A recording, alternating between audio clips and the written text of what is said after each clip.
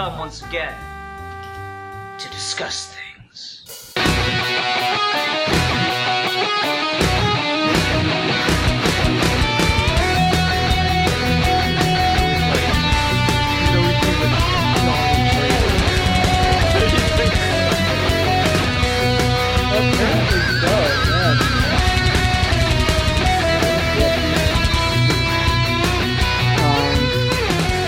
Yeah, you want to go ahead and get started then? Okay, cool. Hi everyone, welcome to another episode of Geeky Gentlemen. This is the final episode of Geeky Gentlemen Holiday Month, a regular episode. You'll get a Klaus review with Connor and I on that'll be posted live on Thursday. It's on YouTube now. If you're clever, you can watch it. Anyway, but I'm not going to tell you how, but you can watch it. Anyway, Merry Christmas to everyone watching this on Sunday, Christmas Day, where we hope you're having a good time. Joining me today is Rasco of Rasco's Modern Life. Hello, Rasco. Hi. Hi. Rasco, what are we talking about today? Today we're talking about Rise of the Guardians. Not to be confused with Legend of the Guardians, which came out exactly 1 year beforehand. And that one's about owls. Yeah. The Owls of Ghoul. Yeah. So Rise of the Guardians, this came out in 2012, and it's like, it was an absolute bomb at the box office, just a complete flop, didn't make a dime almost. But then it got kind of a cult following, and so yeah, we're going to talk about it. Rasco, you'd heard of this, I assume? Yeah, I've heard of this movie. Never watched it before this? Nope. Cool. What are your initial thoughts on Rise of the Guardians? It's a movie where the premise is cool enough and well fleshed out enough that I didn't love it, but it was actually kind of cool. I enjoyed it. Yeah, that's kind of where I am. I thoroughly enjoyed this film. It's not like genius or brilliant or anything, but it has enough that I want to see more. I guess I'll mention this kind of early because I just signed it, figuring what the hell. There's a petition to get this movie a sequel. Apparently a lot of the reason that this flopped is because DreamWorks was in a transition period for film distributor, because they were contracted with Paramount for years and years, but then they were shopping around for someone else, and now I think they're with NBC, Universal, that whole group. And so, like, Paramount didn't market this film at all when it was coming out, or marketed it very poorly, so it just had no box office, and DreamWorks had to lay off a bunch of people as soon as they got a new film distributor because of how horribly this underperformed, which sucks. I don't know, I think it's a good enough movie and unique enough idea, or not necessarily unique, but fun enough idea that I do want to see more of it. How about you? Would you watch a sequel to Rise of the Guardians? I think I would. Yeah?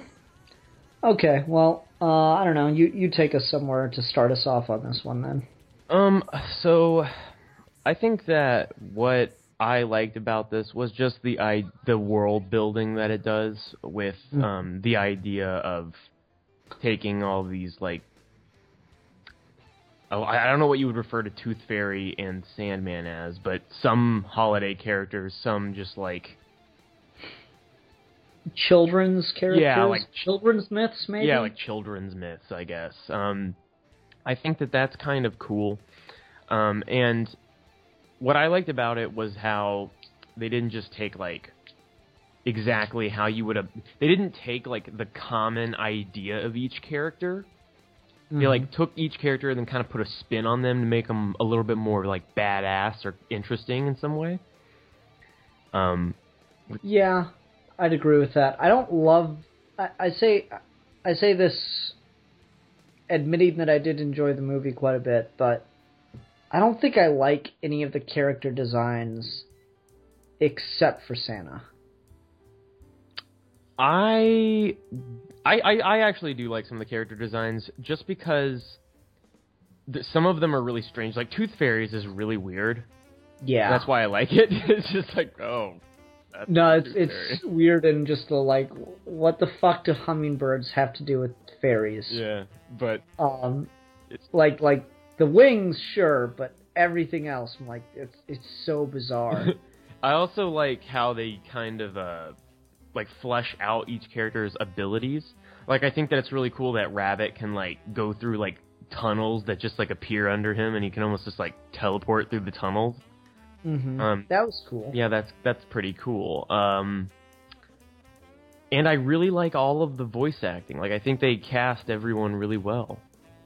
Alec Baldwin as Russian Santa Claus is the strangest casting decision, but it pays off so incredibly well. Yeah, I think it really works, and I didn't even realize. I was watching this on like Amazon, so it has like weird facts about the movie on the left. And like at first I knew immediately that I was like, oh, that's Chris Pine playing Jack Frost. But then I didn't realize that it was Alec Baldwin until I went over and looked at like the whatever bullshit casting facts, and it was like Alec Baldwin. And I was like, what the fuck? That's cray cray. That was his exact reaction, ladies and gentlemen. Exactly like that.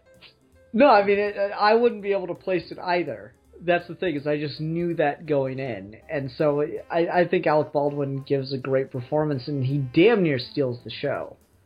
For this being a movie about Jack Frost more than anyone else, Alec Baldwin damn near steals the show.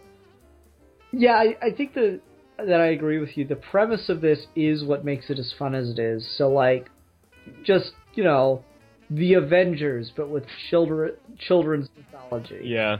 I was going to make like an Avengers pun at the beginning of this, but I couldn't think of one in time, so I just didn't. No, I mean, that's what people were saying when this came out. I remember talking to someone and they're being like, it's the Avengers, but with like Santa Claus and stuff. And I was like, maybe I'll watch that. I don't know. It's such a weird, wacky idea, but they have a lot of fun with it. And they really do, I agree, build a great shared world kind of experience here, where they use a lot of ideas that have certainly been done before, but they use them well, like the you need to believe in these characters in order for them to continue to thrive and exist. Yeah, that was one of the things that was kind of cool about it, because that is at the center of like so many different Christmas and holiday animated movies and stuff like that. A lot of those claymation movies are like that, like The Year Without a Santa Claus and stuff like that. And I thought it was cool that like they kept that, and then they just kind of changed the trappings of it. Mm-hmm. So like it fits in if you were watching like a series of like holiday animated movies. It's not like it doesn't fit in that category, which is funny because I don't know if this was released around Christmas. But it should have been, because you could have just considered this like a holiday season movie, I think. Yeah, I mean, you got, like, the two main characters, I think you could argue, are Jack Frost and Santa. Mm-hmm. Jack Frost is obviously the main character. If I were to think of, like, the most primary secondary character, it would be Santa Claus. Yeah, I would agree. Besides the antagonist. Don't like the antagonist is the boogeyman. Again, my biggest problem with this are the character designs. The boogeyman just kind of lazy, especially compared to everyone else. The boogeyman's just like guy with dark hair and ambiguous clothing and kind of weird teeth. He's just a well-dressed man. Yeah, exactly. Like, he's not the boogeyman, right? Like, you think the boogeyman, you think like Oogie Boogie from Nightmare Before Christmas and stuff.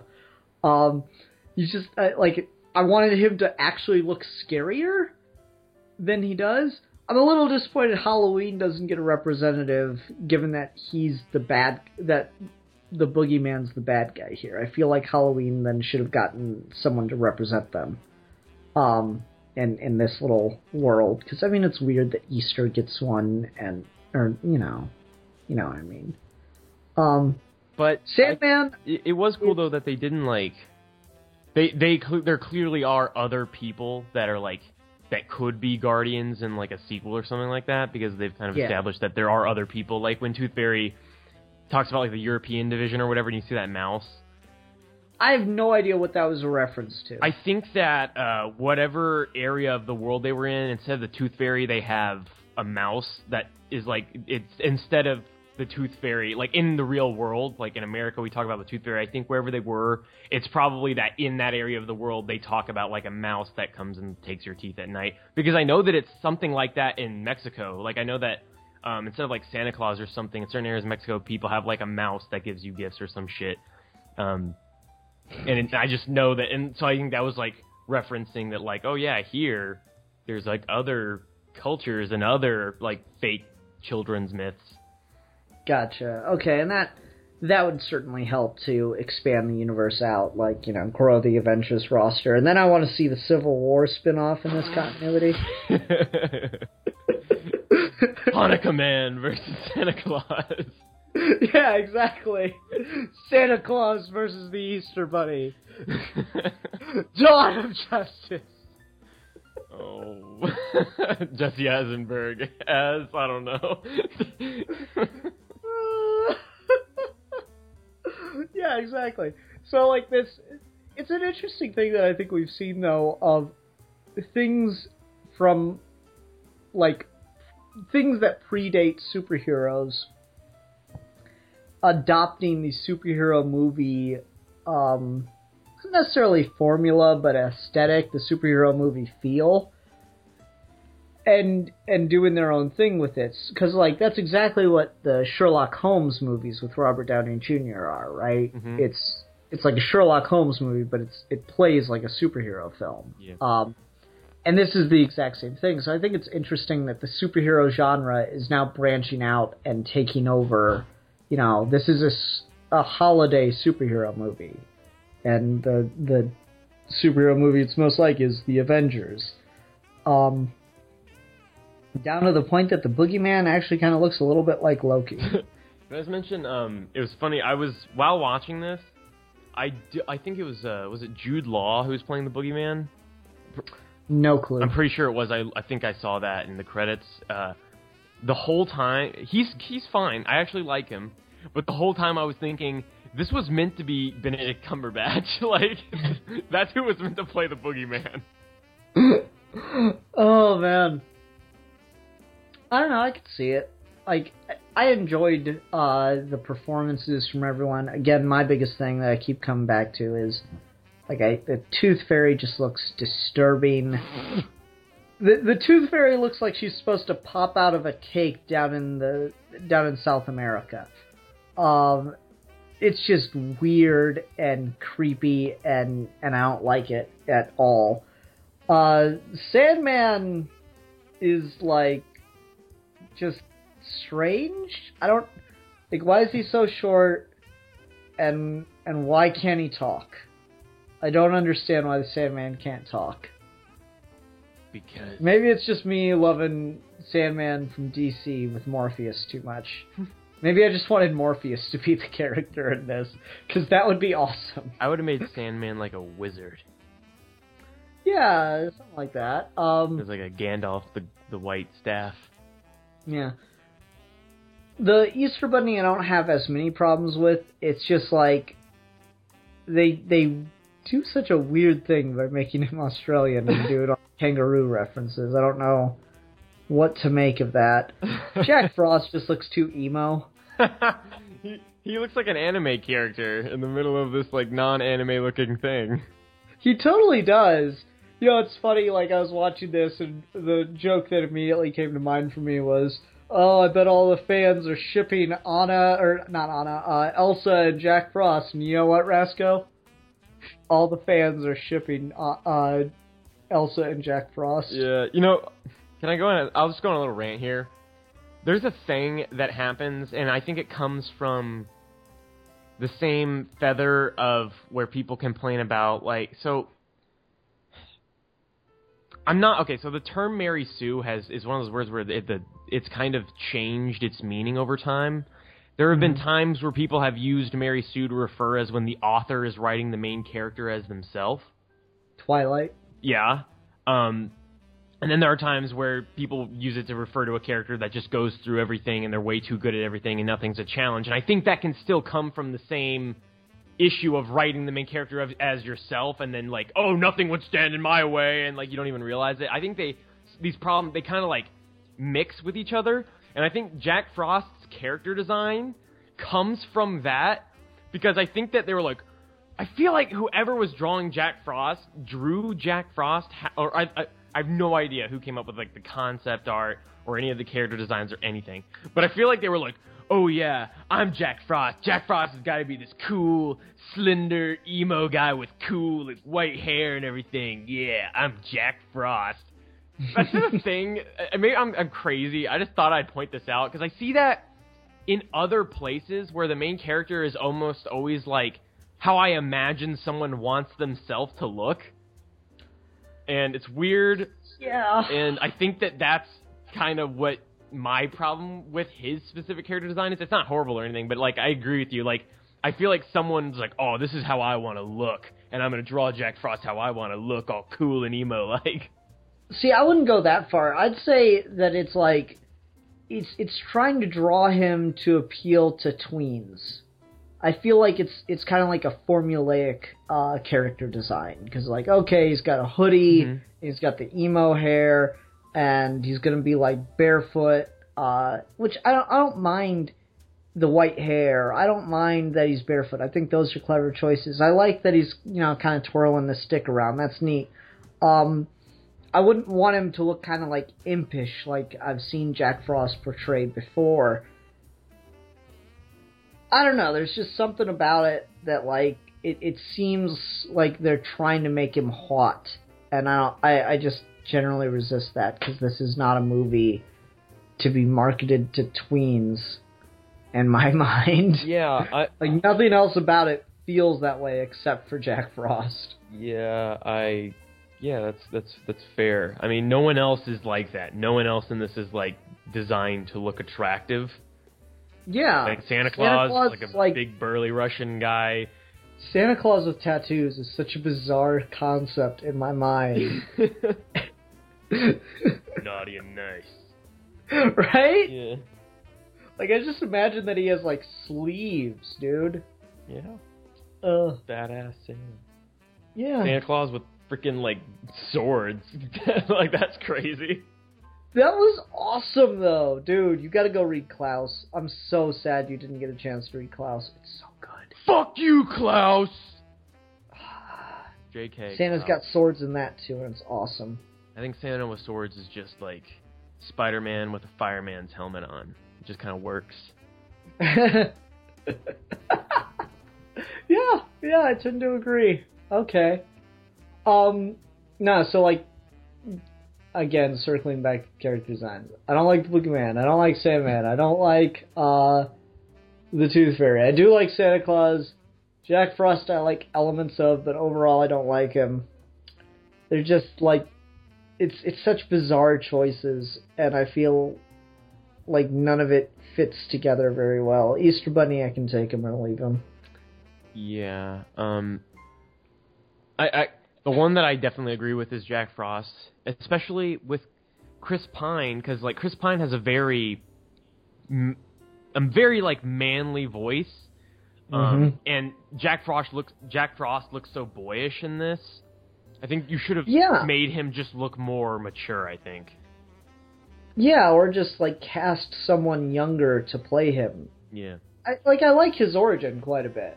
I thought when we get his memories and we see what about him stood out to the Man in the Moon, to make him into a Guardian, I thought that was a really interesting way to set up that character. And I mean, you know, the movie starts with a dead kid getting resurrected, which is pretty shocking. I question what exactly happened to his sister after he fell in the ice. Just moved on with her life. Yeah, she was like, oh, okay, bye. Fuck all this noise. Yeah. Oh, well. Serves that asshole right. Yeah. So no, like I did quite like the origin we get for him. I'm not sure if this was intentional in order to better parallel the characters, or if it was just DreamWorks trying to save some money. But when the boogeyman is explaining his motivation of like having been forgotten thanks to the Guardians, you notice he's in the exact same village that Jack is in the beginning of the movie? Yeah. And like people run straight through him just like they were with Jack. Mm-hmm. I don't know, you read anything into that, or is that just me? I don't really know if that's supposed to mean anything. It might just be laziness. Yeah, I'm not sure if it was just like one of those things to save money because they didn't want to make two, medieval villages. We gotta make 2 villages now, are you kidding me? Right? I don't know, I found that odd because, like, the exact same thing is happening to both of them in that same area. And they do a lot to parallel Jack and the boogeyman as having very similar feelings toward the world about being, unseen, forgotten, unknown. Mm-hmm. I question if Jack Frost was ever known. Because, like, there's obviously the expression, but no one, but from what we're shown in the world, it appears that no one has ever seen or heard him before. Yeah. Maybe at one point. For one day. Yeah, I don't know. It's just weird. Unless he was, like, writing out his name in the snow early on or something. My name's Jack Frost. Just written out in big all caps in the snow. Yeah. I don't know. It's one of those weird things. Like, I'm not sure exactly what the rules are. I mean, it's not a huge problem. It's just, like, a subtle little thing where I'm like, how exactly does anyone know who Jack Frost is, then? Or who Jack Frost is supposed to be, if no one's ever... I don't know. But yeah, with that scene in the village with the boogeyman explaining his background, I found it weird that they're in the exact same village. Yeah. It's just shot from, like, the opposite end of the street. So that was just a weird little thing I picked up on. How do you feel about the way they handle the idea of the characters not being believed in? Because, like we said, it's something that's done often. How do you feel about it here? Okay, so at first I was thinking that I like that to see them you have to believe in them. And that, like, once you stop believing in them, they can't really interact with people anymore, or, like, the physical world in the same way that they could. Mm-hmm. And I like how they set up that Jack Frost is the only one of the group that no one really believes in at this point, and that's why, like, in that one scene where the kid wakes up, he can't see Jack Frost, and stuff like that. I actually liked that. So, I don't know, was there, like, a specific thing about it that you didn't like or something? Is there a reason why you're asking about that in particular? No, just something to talk about, because, like, we see this idea played with of if you're not believed in, then you can't exist kind of thing. Mm. But we don't, like, I was just asking how they portrayed, like, the physical or visual nature of getting that across, where, like, people just started running straight through them and stuff. Yeah, it's funny because, that's fine, that the way that works, but it's hilarious because there's one point where Jack Frost, like, hops on a car and it turns on the car alarm. Mm-hmm. And I'm pretty sure at that point in the movie nobody believed in him. So I'm not sure if it's just people that will go through you, or if it's, like, everything in the physical world. Like a car, would that go through you? I don't know. I think it's meant to be that you can, like, choose to go through things, because we see, like, the fairies going through windows and stuff at certain points. Oh, yeah. Okay. Or you can choose to physically affect it if you need to, because if I remember correctly, when he sets off the car alarm, he's chasing after someone, right? Yeah. So he's using that to physically bounce off of. Yeah. So I feel like the idea of just not being able to be seen means you can't be affected by anything. So, Though when he's picking up the kid, that's weird. I don't know. Yeah, you're right. That is weird. Yeah. Maybe it's his jacket. You can still interact with their clothes.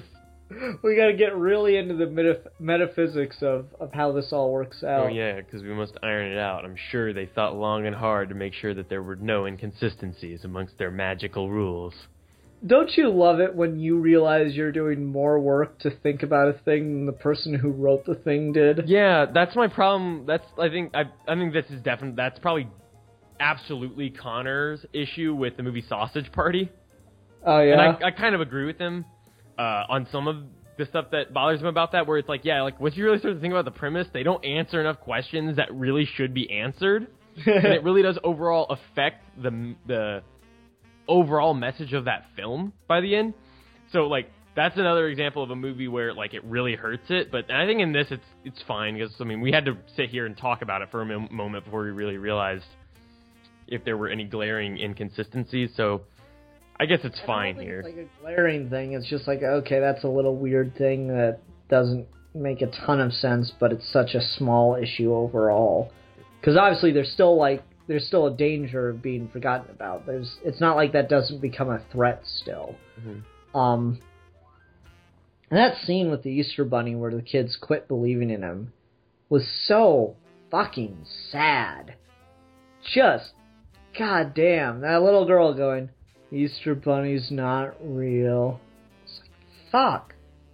Ouch. That's painful. That little girl should have stopped believing in the Easter Bunny long ago. I feel no sympathy. Oh, Rasco just doesn't want children to believe in anything. Not even reality. Yeah. And I don't know, I like the way the movie ends with the kid saying, if you're not here, how will I know that you're real, yada yada. And he's stop believing the moon when the sun comes out? No. Stop believing the sun when the clouds cover it up? No. Well, okay then. Yeah. I really like that. That was a nice little message about just faith in general. So I thought that was really well handled. Didn't like the voiceover at the very end. Yeah. I just didn't care for that. I didn't really like it either. It's a kids movie, so you really got to hammer home the message, but still, don't do that. Make it for adults next time, people. Yeah, it's not really an adult versus kid thing. It's just a good filmmaking thing. I remember listening to a commentary on American Psycho, which has a lot of voiceover in it, right?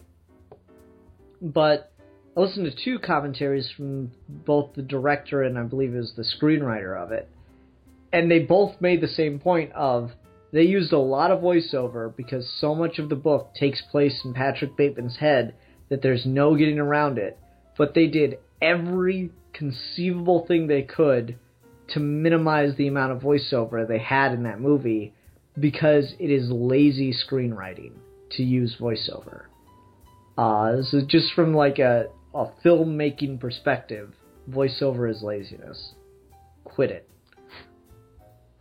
It's weird because there's voiceover at the beginning of the movie, and then briefly at the end. I feel like if you're going to use voiceover, it should be peppered through. There is an idea of a Patrick Bateman. To be fair, yeah, I didn't think I'd be bringing up American Psycho in the review of Rise of the Guardians, but here we are. I'm glad you did. It's funny because almost all my favorite lines in that movie are voiceover in American Psycho. Yep. Or when he's in his head thinking, which I don't know if that's really voiceover necessarily. The part where he's looking at that guy's card and he's like, oh, the subtle off-white coloring, the perforated edges. Oh. Yep. Yep.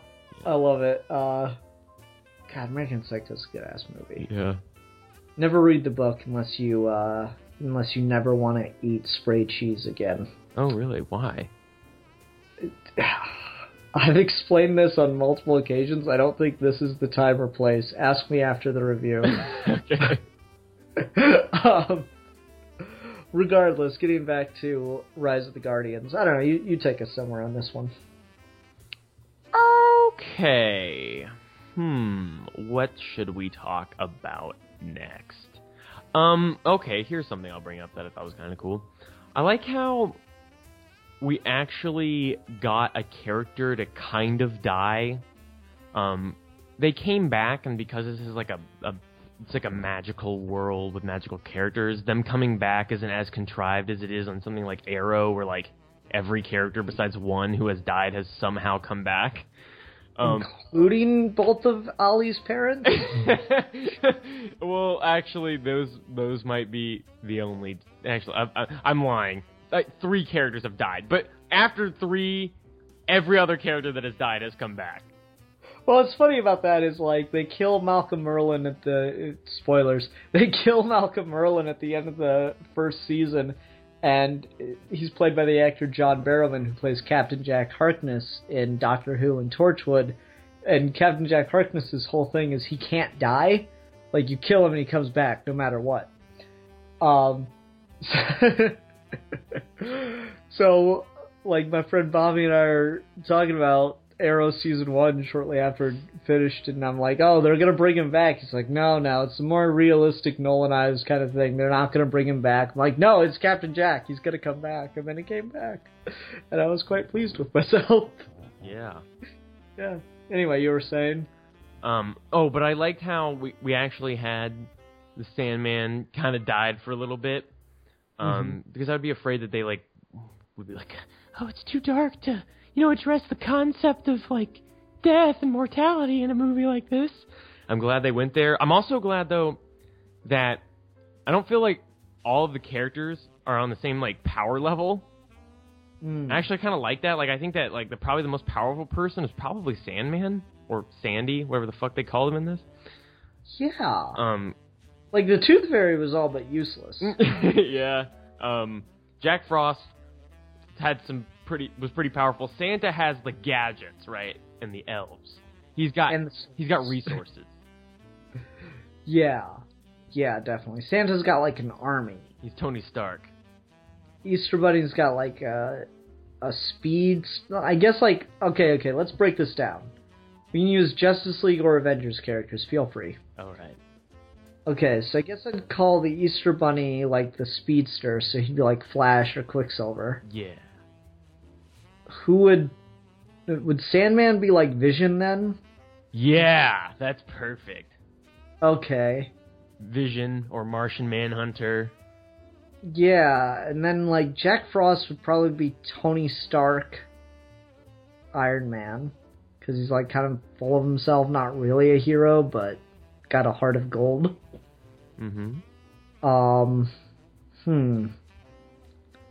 Guess Santa's like Thor or Superman? Santa is Thor. Yeah? Okay. That's accurate. Yeah, alright. And then Tooth Fairy is Wasp. Wasp. Yeah, Wasp. More my go-to, but yeah, either way. God, I hate both Hawkman and Hawkgirl on the Justice League. It never feels right to me. Really? Those two always feel so out of place in the Justice League. It's like, yes, Superman, Batman, Wonder Woman, Green Lantern, The Flash, Hawkman. Hawkgirl. What bothers me about it is that her name is hard to say. Like, Hawkgirl. It's hard to, like, separate Hawk from girl, so you just kind of sound like, Hawkgirl! Hawkgirl! Hawkgirl! Hawkgirl! Sounds like a Klingon word. No, but I mean, yeah, it's interesting that the dynamics and the character interaction breaks down that way. I remember Cracked forever ago did a After Hours episode on like the idea of like the quintessential personalities on like teams, and they used Teenage Mutant Ninja Turtles and Sex in the City to demonstrate this. Oh my god.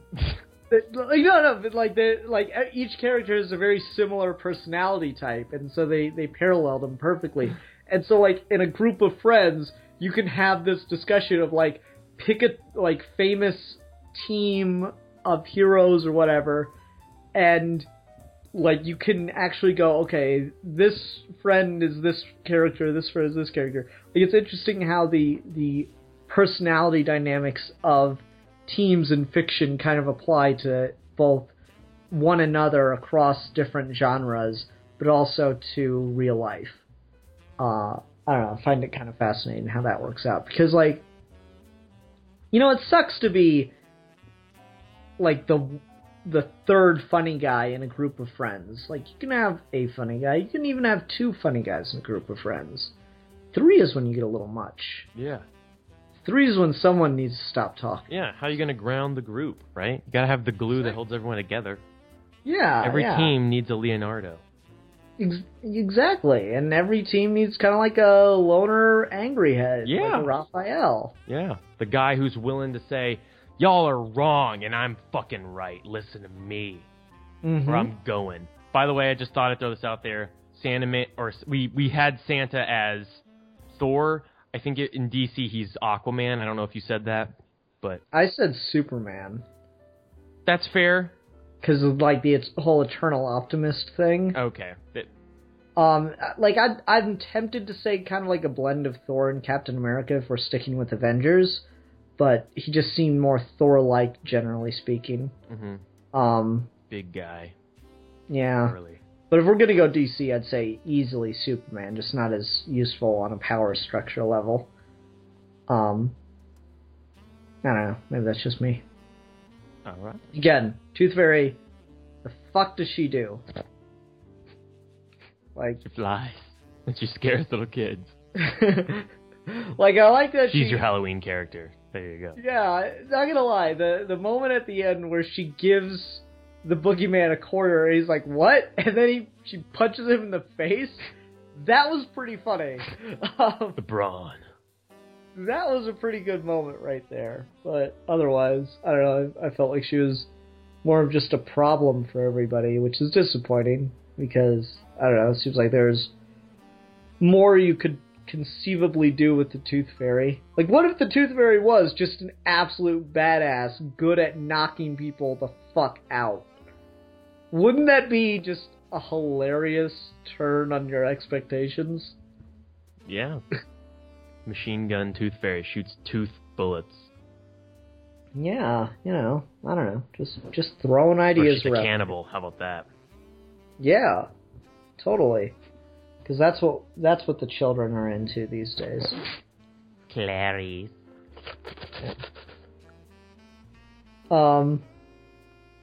Sandman's an interesting use here, and I like you were saying. Yeah, I do like that they kill him, and you actually get to feel the weight of his death. Mm-hmm. You know, they have a brief bit of action to get out of the situation in which he died.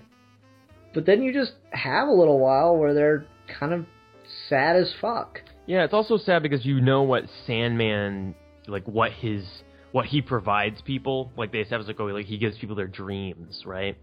Mm-hmm. And so it also makes sense on a villain plot level because, like, if you had to go after one of them and you wanted to, like, demoralize the most amount of people, it'd probably be Sandman. Yeah, and they use that really well with the kids, where, like, the one kid's trying to explain seeing all of them, and everyone's like, it was just a dream that you had. Just be glad that you still have dreams like that, not nightmares like the rest of us. Yeah. That was a really good moment. We haven't talked about the kids at all yet in this. How'd you like them? I actually liked how... they all, like, the way, I like the character designs for the kids. Like, I like how they had the one kid with the jersey on. Mm-hmm. That just felt like a real, like, when I think back to elementary school, there was always a kid who had a giant jersey on. There just was. Yeah. I really like how they had the one girl Cupcake who's like this hulking behemoth girl. Right. I thought that was funny. But, and I also really like the part where It's like the Spider-Man 2 moment where they like step in front of all the Guardians and they're like, "You're gonna have to go through us." And then the one kid with the glasses is like, "I'll try." Yeah, that was cute. I really liked that moment though, where the kids defend the Guardians. That was really great. And you know, you have the boogeyman say, "Well, you believe in me now," and it's kind of one of those self-evident things because he's talking to him, so obviously he believes in him. Mm-hmm. Like, "You believe in me now," and the kid goes, "I do believe in you, but I'm just not afraid of you." And I love how they pay that off, where he throws the Nightmare tidal wave at him, and the kid just puts up his hand and it turns into dream dust. That was so well done. Yeah. That was, dude, I smiled like 10 miles wide at that moment. That was really, really well delivered. Beautiful, beautiful visual right there, too. I like the way the sand looked. Really gorgeous stuff. Yeah. Oof. That was a cool moment, I agree. Yeah. How about, what was one of your favorite moments from this, as far as, like, visual or just story beats or something? I like the scene where they all go out in the field to do the Tooth Fairy's work, because, like, they actually, like, the Tooth Fairy doesn't have her little Tooth Fairy minions.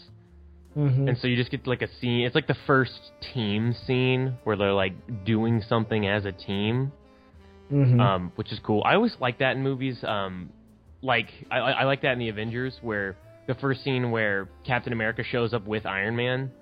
Mm-hmm. That's a cool scene. I also like, trying to think of another. Fuck, I just had one in my head. I just had another example in my head, but I forgot it. Kick-Ass. Kick-Ass 2. There's a scene where the first time Justice Forever goes out and they like save like a sex trafficking ring or something, I think. Mm-hmm. They like bust in and beat the shit out of everybody. It's cool. I just always like that scene where you get to see like things go right for the heroes for a moment. It reminds me what you're talking about of the Justice League Avengers crossover book they did back in the early 2000s, where they directly paralleled the teams, and so you had both teams facing off against a giant cosmic threat from the other universe. Mm-hmm. And so it like showed Captain America as the team leader on one side and Batman as the like strategist on the other side, and it just paralleled everyone perfectly using that kind of device. So I agree, I do like that. Also, it was neat to see the Avengers fight Starro. I can't remember what the Justice League was fighting now. Damn. That's going to bother me. I'm going to need to figure that out. But yeah, like the whole team montage thing was really cool. I did like that scene too, with Santa Claus popping up and down out of all the chimneys. That was really neat to see. Yeah. For me, I think the scene that I liked the most,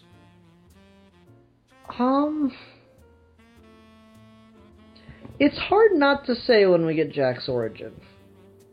That's just such a human, like, kind of thing. It pays off his character really, really well, because you're wondering what the hell's going on with this kid. They set up really well how he doesn't even remember that life, and how he's with the Guardians to figure that part out, but you can tell there's more to it than that for him. It's not completely selfishly motivated. I really like that.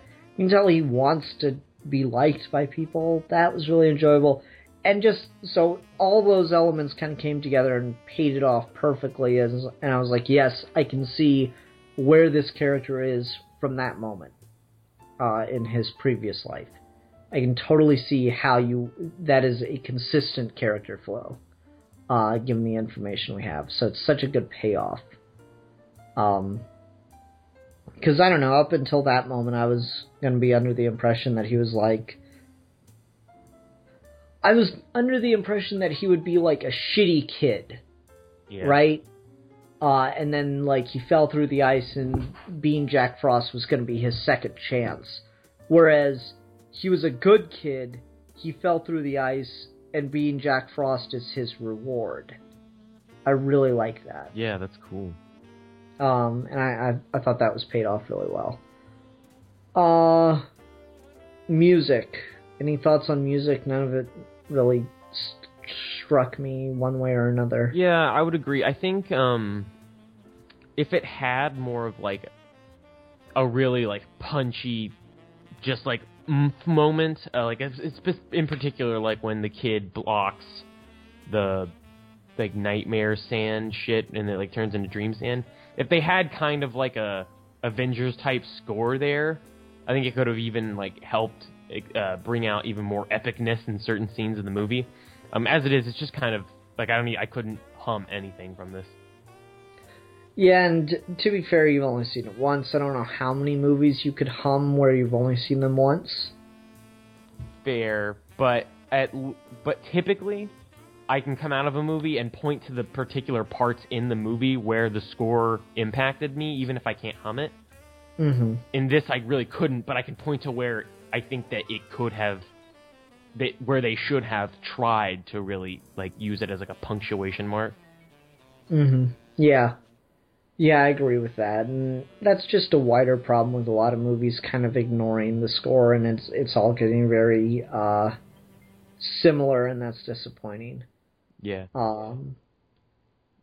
So yeah, I liked a lot of stuff about this, but I do have a fair number of problems, not like huge ones. Nothing that breaks the movie. Do you have anything that breaks the movie, Rasco? No. No? Okay. Well, that's good, I suppose. Stretching for stuff to say, unfortunately. It's not a particularly dense film. What's a character, like what's a child myth that you think could like be included in the Guardians in like a sequel? Oh, that's a good one.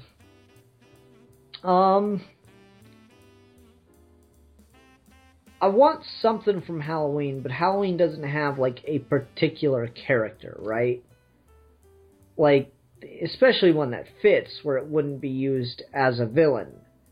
So, like, I'm tempted to say kind of like a Jack-o'-lantern style character. The Headless Horseman.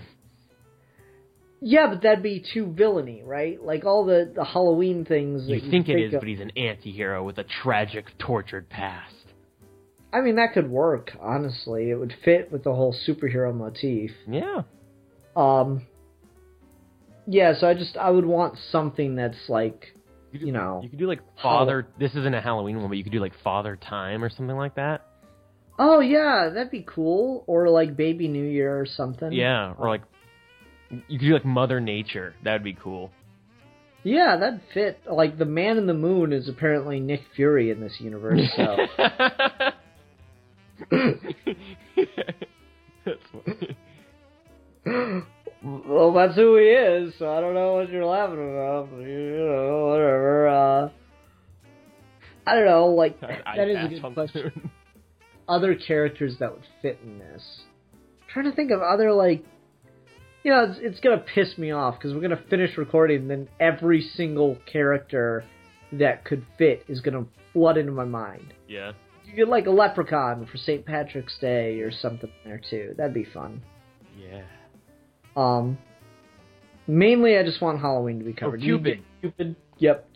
Damn. Right. We're in sync. That was awesome. Yeah, at the exact same time. He'd be Hawkeye. Yeah, exactly. It'd be Hawkeye. Everyone would be like, "Yeah, but you shoot arrows. Are you really Guardian material?" I spent 5 years on a hellish island. Hi, my name is Baby Cupid.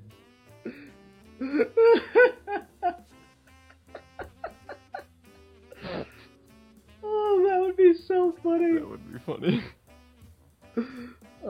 That's how you could tell Jeff Johns had his hands all over Arrow and Flash. Every single episode opens, "My name is Oliver Queen. I spent 5 years on a hellish island. My name is Barry Allen. I'm the fastest man alive." Even though, like, half of the show what's ridiculous about that in Flash is that, like, for most of Flash's runtime, there has been another speedster faster than Barry. So it's like never been true. From like episode 1, it's a lie. That's funny. I don't know, it's just like Johns really likes doing that, giving like the whole character name introduction thing. Like, it drove me crazy when I was reading his Green Lantern run, because every single fucking chapter of a Hal Jordan story opened with, "My name is Hal Jordan, Green Lantern of Sector 2814. It's fucking ridiculous, man.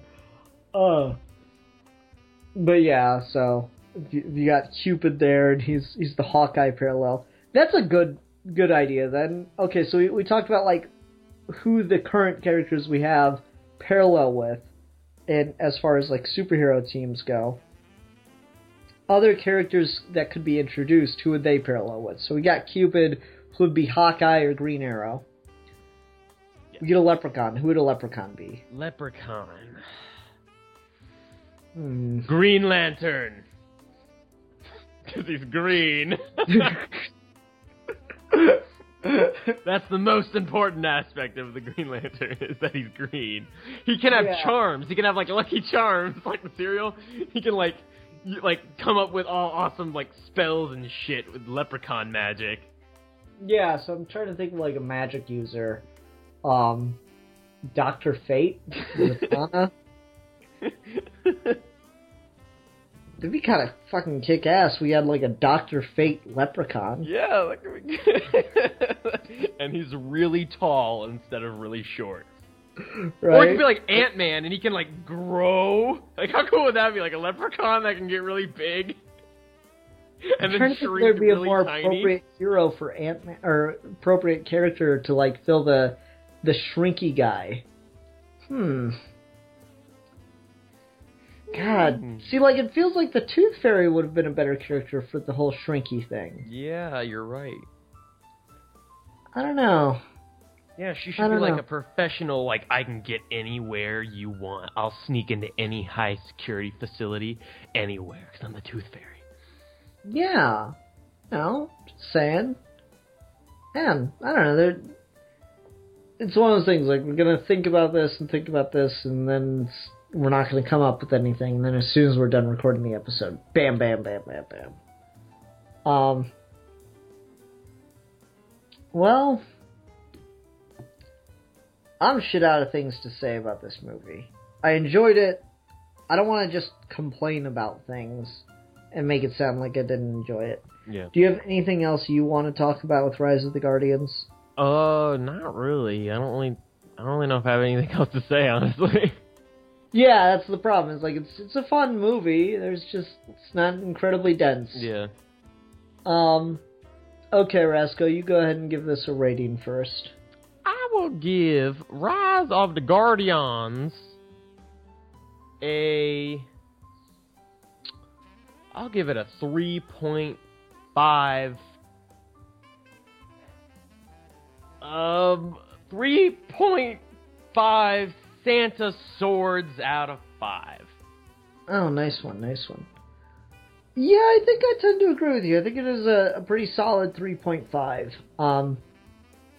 Just got a couple things that the more you think about them, the more they break down. Mm-hmm. It's not a wholly original concept, which, I mean, that's okay, but you'd prefer a little more originality, but for what it is, it's fine.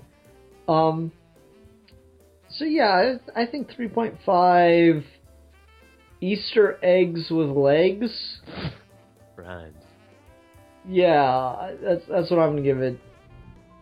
What the fuck with the legs? Cause like, they still have the legs when the kids find them? Do the legs like break off? I don't know. The fuck with that? They just lose their ability to think for themselves and become egg shells. Yeah. Oh, I thought of something else to say. I really like how they all bicker amongst each other, and you can tell they have like rivalries about who has the better holiday and stuff. Oh yeah, that's also cool. I agree. Yeah, I love the Easter Bunny and Santa Claus arguing over who has the harder job, because Santa's got a year to prepare, as the Easter Bunny works with perishables. Yeah, that was cool. I like that line. Yeah. All right. Oh, Rasco, we need a discussion topic for next week. and doesn't have to be holiday related. Though the episode will go up on the 1st of the year if you'd like to talk about something in particular.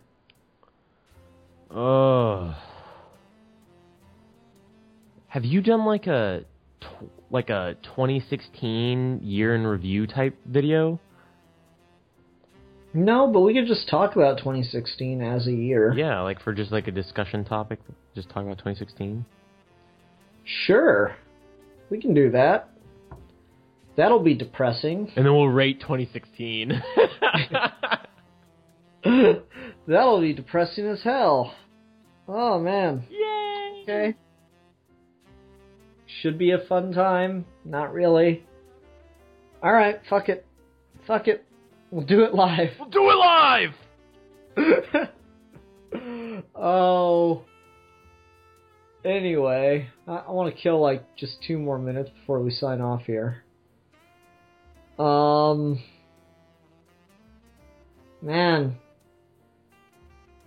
We were making fun of my boss the other day. That was kind of funny. Because he's like really fucking cheap. Yeah, Mr. Krabs? Yeah, but he flies like back and forth to Germany constantly. And so I was explaining how first class works to people at work because, you know, you don't get first class by paying more, you get it by just flying a ton. Or that's how it's actually awarded out to most people. And they're like, oh no, he's too cheap for first class. I'm like, oh no, I completely agree, but that's not how first class works. No, he's so cheap that he would probably fly the whole way in the bathroom if they let him. And it saved him a couple bucks. Or just like zip himself up in a bag and travel in like the storage on the plane. Right?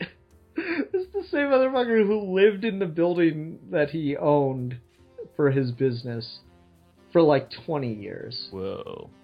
Right? They just tore down the walls of his apartment. They're expanding the warehouse and all that shit. And my God, when they were opening the doors, moving everything out of his apartment, it smelled like spring garbage. Oh, it was disgusting. Horrifying story. Yeah. What a lovely, lovely tale. I don't know, man.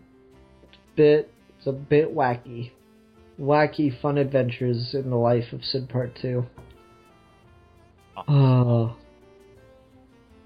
Nice. How about you? You got any wacky fun stories? You're about that holiday moment right now, aren't you? Don't you have any wacky fun stories to share with the people?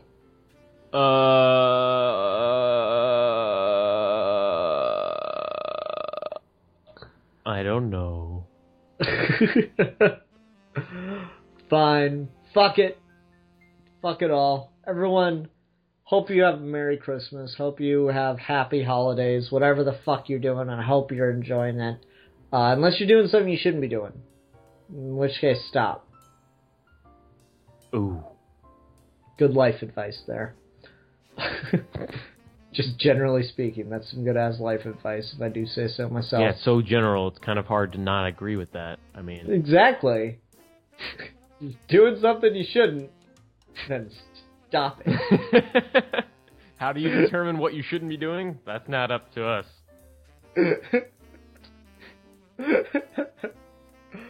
Okay. Well, until next time, I'm the Philosopher. And I'm the Squampus. Oh, Krampus! Krampus could be in it! Oh, he could be a great villain. Yeah, Krampus! Yes! Just came up with one right before we ended.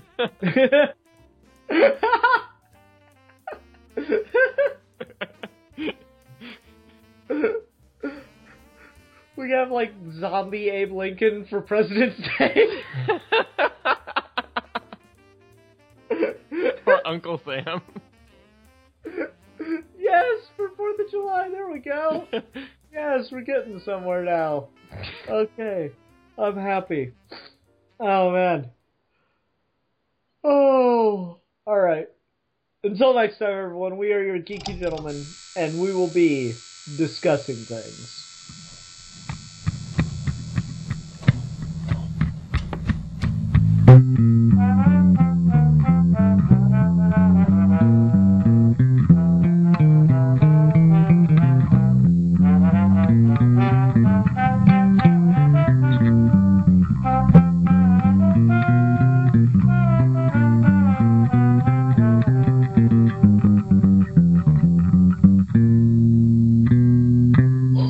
Merry Christmas, boys and girls.